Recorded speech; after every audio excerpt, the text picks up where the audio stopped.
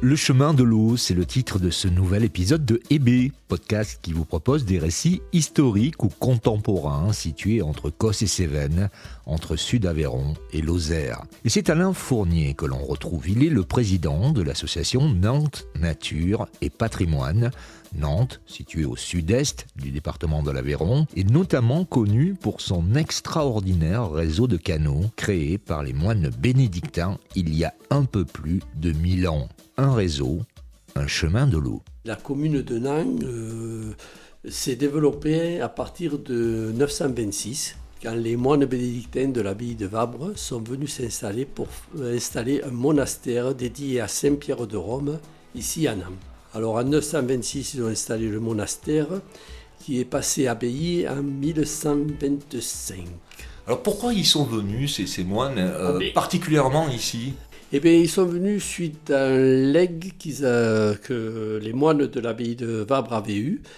Et donc, c'était ces terres de Nantes qui leur avaient été léguées. Et donc, ils ont décidé de venir installer un monastère ici. Ce qui veut dire qu'ils dépendaient de cette abbaye. Oui, ils dépendaient de Vabre. Et puis après, ils ont monté en 1125 ou 56. J'ai un doute sur la date.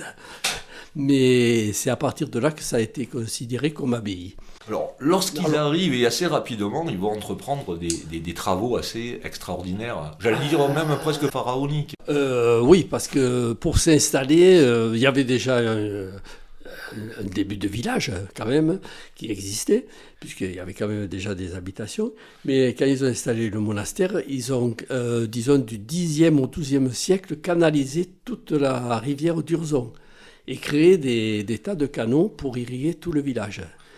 Bon, quand ils ont fait ça, bien sûr, ils avaient quand même gardé des zones humides sur une partie, vers la source, mais tout le reste, ça avait été asséché et drainé de façon à pouvoir habiter, cultiver, avoir des prairies, des jardins. Ils avaient même, derrière l'abbaye, créé 3 grands bassins où ils élevaient du poisson.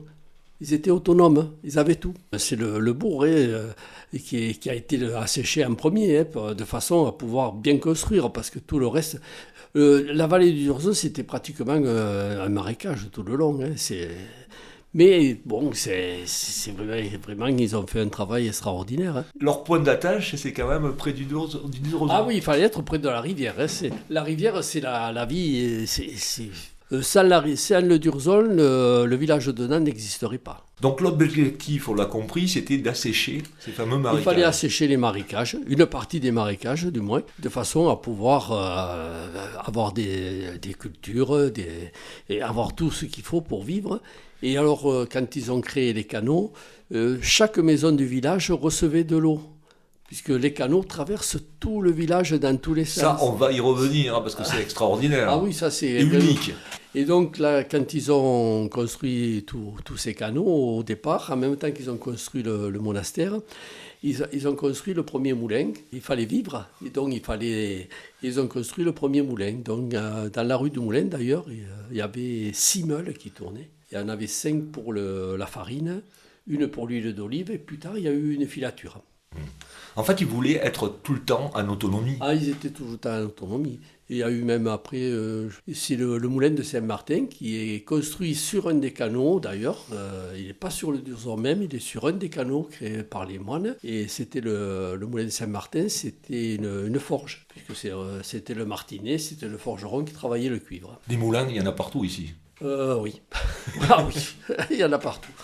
Alors, est-ce qu'on a une idée du temps que ça leur aura pris pour construire ce réseau qui est quand même très très bien calculé ? Ah oui, il est très bien calculé, mais bon, ils ont fait ça du 10e au 12e siècle. On voit le temps qui a été passé. Et c'est quand même étalé sur une très longue période. On peut imaginer que parallèlement à l'évolution de ces travaux, la population de Nantes a augmenté, non ? Ah et oui, la population de Nantes a bien augmenté. Je pense que la population, la plus forte densité de la population à une époque a été de 3500 habitants. Ce qui n'est pas rien quand même. C'est pas rien, effectivement. Alors ils s'y prennent comment pour construire mais déjà pour concevoir ces canaux, ça fonctionne comment? C'est simple, ils ont canalisé carrément la rivière. Puis arrivé à un certain point, ils ont fait une première chaussée qui irrigue déjà certaines terres. Un peu plus loin, ils ont fait une deuxième chaussée dont le Durzon là, continue sa course pour aller se jeter à la Mouline, où il y a un moulin aussi qui a été installé. Un de plus. Un de plus. De là, de cette chaussée, par le premier canal, le canal qui vient sur la commune. Et arrivé à peu près à un certain niveau, il y a une coupure et il y a un autre canal qui part pour ceinturer tout le village et récupérer toute l'eau qui traverse les jardins qui ont été créés ainsi que toute l'eau qui passe sous les maisons pour la ramener avec la jonction entre ces deux canaux, le canal principal et ce canal de dérivation, de façon à ce que toute l'eau aille au premier moulin qui a été construit. Il fallait que le meunier ait toute l'eau qui arrive chez lui. C'était de vrais ingénieurs. Ah oui, et ils n'avaient pas les outils qu'on a maintenant. Alors ce réseau de canaux, il est toujours d'ailleurs connu sous le nom de canaux des Vernèdes, hein, c'est ça? Oui. Pourquoi ce nom d'ailleurs? Vernède, c'est tout l'ensemble des jardins qui ont été installés là un peu en amont du village.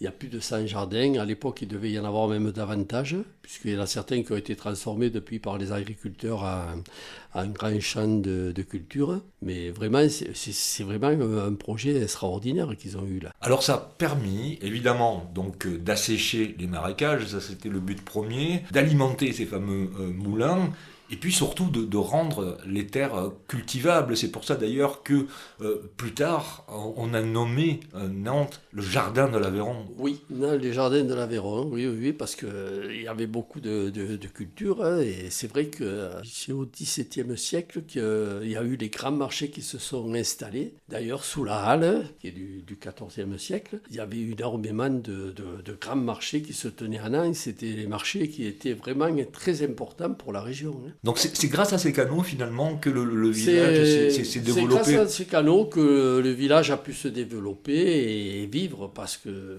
c'est vraiment, je ne sais pas, mais rendre les terres cultivables, avoir des prairies, ils avaient tout. Ils avaient les animaux, ils avaient fait les parcs pour élever les poissons. Je veux dire, c'était vraiment, ils avaient la pisciculture avant l'heure là.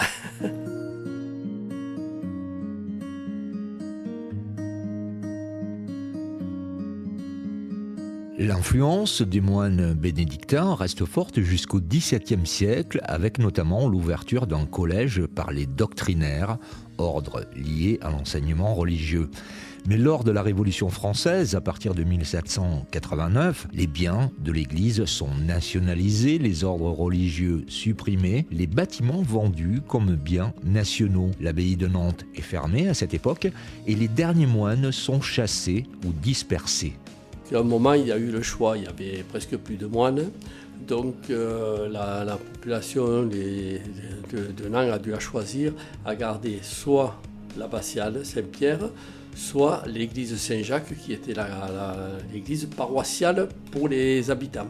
L'une était réservée aux moines, et à ce moment-là, c'est l'abbatiale Saint-Pierre qui a été choisie. Il laisse quand même l'abbatiale Saint-Pierre, c'est un joyau quand même, avec une sonorité, une acoustique extraordinaire, puisqu'on peut y faire des concerts magnifiques à l'intérieur maintenant. Exactement. Lorsqu'on se balade sur la commune et qu'on part quasiment de la source du Durzon pour arriver jusqu'au bourg, on peut voir, en partie, parce qu'il y a une partie souterraine, mais ce système de canaux ingénieux et qui sert encore aujourd'hui à alimenter notamment les jardins. Hein. Ah oui. Là, ces canaux, il n'y aurait pas tous les jardins qu'on peut avoir ici. Hein. C'est un vrai paradis. Hein. Vous tournez la tanche et vous arrosez. Hein. C'est vraiment quelque chose d'extraordinaire. Et vous avez donc monté, en quelque sorte, en particulier avec votre association, ce qu'on nomme un chemin de l'eau pour rendre hommage finalement à ce travail. Voilà, oui, on a créé un chemin de l'eau. Alors au départ, c'était juste chemin de l'eau, on parlait que des endroits un peu spécifiques, les lavoirs, les moulins, les prises d'eau, d'eau qu'il pouvait y avoir. Mais après, on a amélioré, disons, on a mis chemin de l'eau et du patrimoine, parce qu'il y a aussi pas mal de bâtiments du patrimoine, donc c'était très important d'en parler.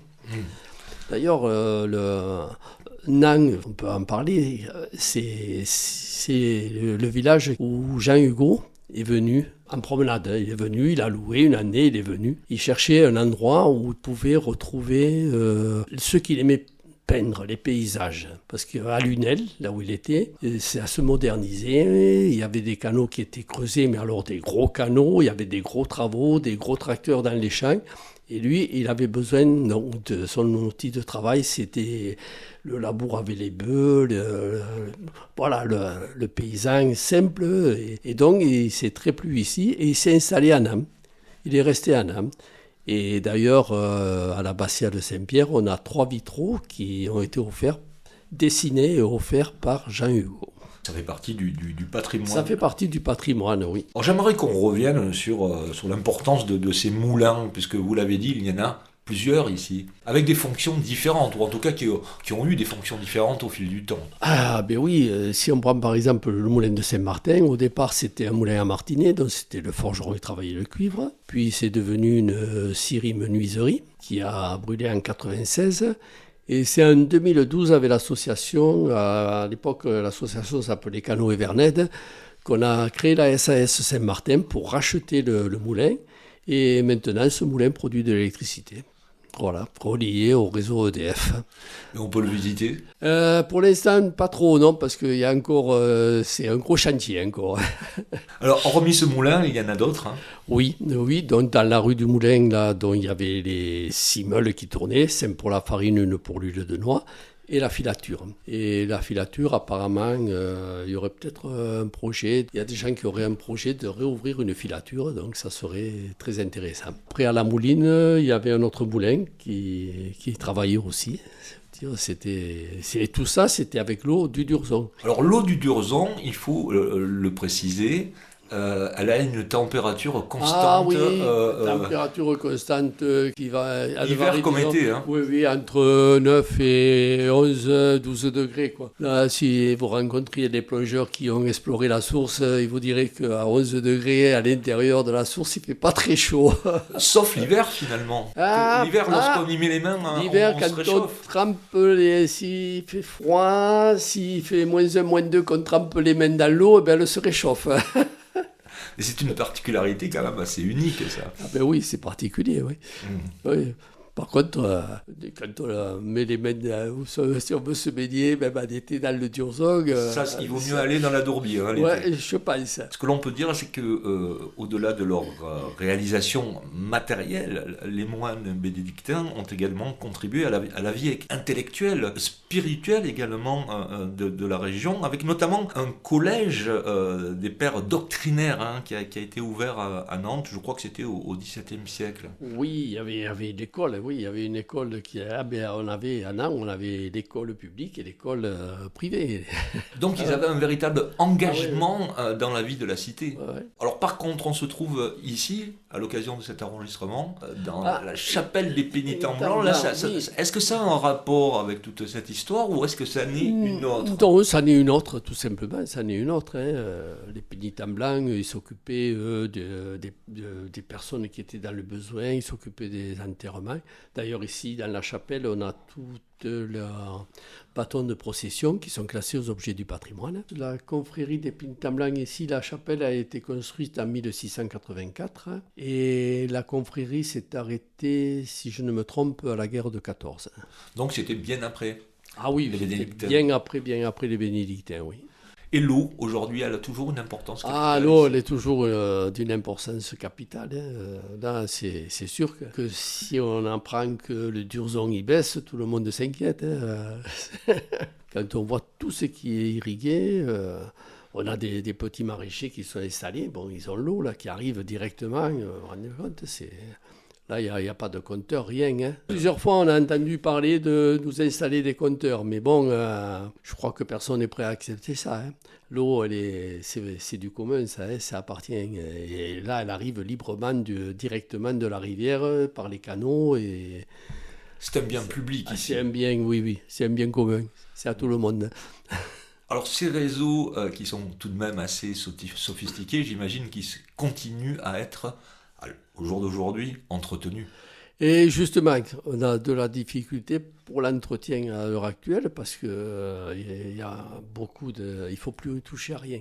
On n'a pas le droit de faire quoi que ce soit. Dès qu'on va toucher à un canal ou à une rivière, hop, non, attendez, il faut voir s'il n'y a pas ceci, s'il n'y a pas cela. Et malheureusement, on a des canaux qui sont en train de se dégrader. Parce qu'ils font partie du patrimoine. Ils font partie, oui, c'est vraiment un patrimoine. Hein. Sans les canaux, il n'y a plus d'un. Hein. Mais c'est parce qu'ils font partie du patrimoine qu'on a du mal à les entretenir. Non, c'est parce qu'il y a peut-être telle plante, il y a un arbre qui a poussé, là, il pousse dans le mur du canal, mais donc il ne faut pas couper l'arbre. Mais sauf que l'arbre est en train de détruire le canal. Dès qu'on veut faire quelque chose, on a toujours des oppositions qui se lèvent. Alors lorsqu'on se balade, et notamment en été, ici, il y a tous ces petits jardins. Alors certains, on ne fait que les apercevoir, parce qu'il y a des murs qui ont été élevés. On va dire que ce sont les maisons les plus bourgeoises, entre guillemets. Et puis d'autres, peut-être, sont plus accessibles. Mais disons que les jardins des Vernèdes, bon, c'est vrai qu'il y a des murs à certains endroits, mais suivant où on passe, il n'y a pas de murs, on voit très bien les jardins. Et puis des fois, pour passer, vous rentrez à une porte, et quand vous traversez, quand vous ressortez de l'autre côté, vous avez traversé 10 jardins. Ouais, parce qu'il y en a énormément. Énormément, c'est pas des grosses parcelles. Il y a des grosses parcelles, mais il y a des parcelles qui font que 300 mètres carrés. Est-ce qu'on les a comptabilisés d'ailleurs, ces jardins? Il y en a plus d'une centaine. Il devait y en avoir beaucoup plus avant d'ailleurs. Hein. Puis après, disons que un jardin des Vernèdes, normalement, correspond à une maison du village. Et souvent, c'est une maison qui, dans le village, n'a pas de jardin. Parce que dans le village, on ne voit pas tout quand on est dans les rues de Nantes, du bourg. Mais souvent, il y a la maison, et derrière la maison, il y a un jardin. Et derrière ce jardin, il y a un autre jardin, et à l'autre bout, il y a une autre maison qui donne dans l'autre rue. Et ce petit jardin qui est derrière la maison, il est également alimenté par les canaux? C'est alimenté par les canaux. Toutes les maisons du village reçoivent de l'eau. Donc, ils ont passé à tout? À tout. D'ailleurs, même récemment, il y a eu un lotissement qui a été construit dans les années 90, je pense. Et il n'y avait pas de canal qui traversait ce lotissement, puisqu'il était en construction. Et bien, à cette époque-là, les élus ont fait bâtir un canal et toutes les maisons de ce lotissement reçoivent aussi de l'eau. D'accord. On continue. Personne n'est exclu? Non, personne n'est exclu, on continue. Et quand on se balade également dans le village, on peut découvrir énormément de fontaines aussi. Hein. Ah oui, des fontaines. Par la force des choses. Il y a des fontaines, mais il y a une qui a disparu, c'était la fontaine qui était sur le clos. Mais après, il y a beaucoup de lavoirs aussi. Il y en a un qui est à l'Allée Chaude, il y en a un qui est sur la place du Clos, il y en a un autre qui est à la Fondolier, je veux dire, et puis il y en a un autre qui est derrière le cloître, qui celui-là a été relevé à une époque parce qu'il était au ras du sol, et maintenant il est relevé parce qu'il a été bâti et il a été rehaussé.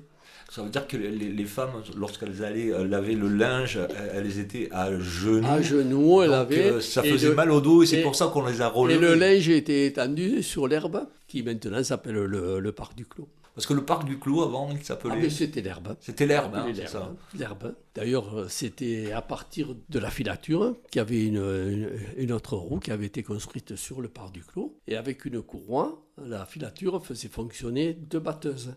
Tout était quand même très très bien organisé et pensé dès le départ. Ah oui, là, ils ont vraiment, il fallait penser à tout. Là vraiment, c'est extraordinaire. Alors, on n'a pas parlé de l'autre cours d'eau, parce que Nantes a quand même cette chance, c'est d'avoir 2 cours d'eau. Ah non, mais l'importance de la Dourbie, finalement. Là, c'est pas que 2 cours d'eau, on a... Voire plus même. C'est 3. Il y a le Durzon qui traverse tout le village. Celui-là, on en a parlé, c'est la pièce maîtresse. C'est la pièce maîtresse. Il y a la Dourbie, avec le pont de la Prade. Et quand on est au pont de la Prade, il y a une résurgence qui sort sous le pont de la Prade qui doit faire à peu près 50 mètres avant de se jeter dans la Dourbie. Et c'est la 3e rivière qu'on appelle la Barbaresque. C'est pour ça que je l'ai oublié, 50 mètres. Ah, celle-là, il faut y penser, elle est petite. Mais elle est importante. Elle est importante parce que bon, quand on regarde le blason de la commune, il y a 3 barques, les 3 rivières. Mais à vous entendre à travers tous ces récits, on a l'impression que la Dourbie elle a été laissée un tout petit peu de côté, qu'elle est moins importante que le Durzon. Oui, parce que c'est pas la Dourbie qui irrigue le village. D'ailleurs, à une époque plus récente, il y avait un aqueduc qui avait été construit en aval du pont de la Prade. Et donc c'était l'eau du Durzon qui passait sur cet aqueduc et qui irriguait les bords de la Dourbie. Les terres qui étaient au bord de la Dourbie étaient irriguées pour cultiver avec l'eau du Durzon. Et l'aqueduc, lui, il a été importé par la crue de 63. Alors pour terminer, on peut dire certainement que Nantes va perdurer grâce notamment à son eau, parce qu'on parle toujours des problèmes. Hein. L'eau, ça reste quand même un souci dans les politiques publiques, on l'évoque souvent. Ici, on n'aura jamais de problème. Ah, jamais, on ne le sait pas, hein. Tant qu'il y a la source. La source du Durzon ne va pas se tarir comme ça. Bon, elle ne va pas se tarir comme ça, bon, mais tant qu'il y a de l'eau qui tombe sur le plateau du Larzac, ça ne va pas se tarir. Mais là, quand les plongeurs, ils ont fait des prélèvements dans la source profonde et qui ont été analysés par le CNRS à Montpellier, ils ont quand même daté qu'il y avait de l'eau qui avait mis 30 ans pour arriver là. Comment ça se fait ça ? Alors là, comment ça se fait ? C'est parce qu'il y a des endroits où l'eau pénètre rapidement, puisque c'est un plateau calcaire, et d'autres endroits où elle doit mettre énormément de temps avant d'arriver. 30 ans, c'est énorme. 30 ans, c'est énorme. Si on reste 4 ou 5 ans sans grosse pluie, peut-être que la source va bien baisser. D'accord, et à ce moment-là, ça posera un gros problème. Ça posera des problèmes, surtout qu'il y a pas mal d'eau qui est tirée déjà pour l'alimentation, puisqu'on alimente 14 communes. Plus il y a d'habitations, plus il y a de tirages, et des réseaux qui sont certainement à entretenir, parce qu'il y a beaucoup de pertes sur les réseaux. Alain Fournier, merci. Mais de rien. Merci Manuel. On n'a pas fait le tour exhaustif de cette histoire de l'eau. On pourrait raconter énormément d'histoires autour. Mais en tout cas, on peut avoir une pensée pour ces fameux moines, quand même, qui ont donné d'eux-mêmes et qui sont toujours là, quelque part, dans les pensées. Hein. Oui. Ils ont laissé un patrimoine énorme. Le patrimoine des canaux, c'est quelque chose de fabuleux. Moi, j'avais discuté une fois avec des personnes de la Fondation du patrimoine pour voir pour des subventions ou autres. Mais bon, j'ai jamais eu de personnes pour m'aider là-dessus au niveau des collectivités. Donc, j'ai jamais pu monter, mais ils étaient preneurs. Ils étaient preneurs pour restaurer les canaux. On restaure souvent des églises et autres, mais bon, là, c'est autre chose. C'est un problème qui va se poser, quoi qu'il arrive. Ah oui, ça c'est un problème qui va se poser de restauration des canaux. Ça, sans quoi cet héritage, finalement, j'allais dire, sans mauvais jeu de mots, partira à l'eau. Mais oui, il va se déliter. S'il n'y a pas d'entretien qui est réellement fait, s'il y a toujours des problèmes quand on veut faire une chose ou autre, s'il y a toujours des oppositions, on n'avance pas. Il faut avoir un consensus, c'est tout. On peut y arriver. Par la force des choses, on y arrive toujours. Avec des personnes de bonne volonté, on y arrive. Par la force des choses, on y arrive toujours. On y arrive. Est-ce qu'on leur rend hommage de temps en temps ici à Nantes ? Est-ce qu'il y a une cérémonie qui rend hommage à ces moines bénédictins ? Cérémonie particulière, non. Disons que moi j'ai l'occasion d'en parler souvent parce qu'avec les expositions et autres, je reçois du monde, donc j'ai l'occasion d'en parler. Quand on longe le Durzon, on parle de tous ces canaux, c'est les moines. Ouais. Automatiquement, on en parle tous les jours. Quoi. Par la force des choses, finalement, ils sont toujours là. Quoi. C'est leur empreinte. Hein. Ils ne sont pas là, mais ils ont laissé ça. Hein. Ils ont laissé la trace. Hein.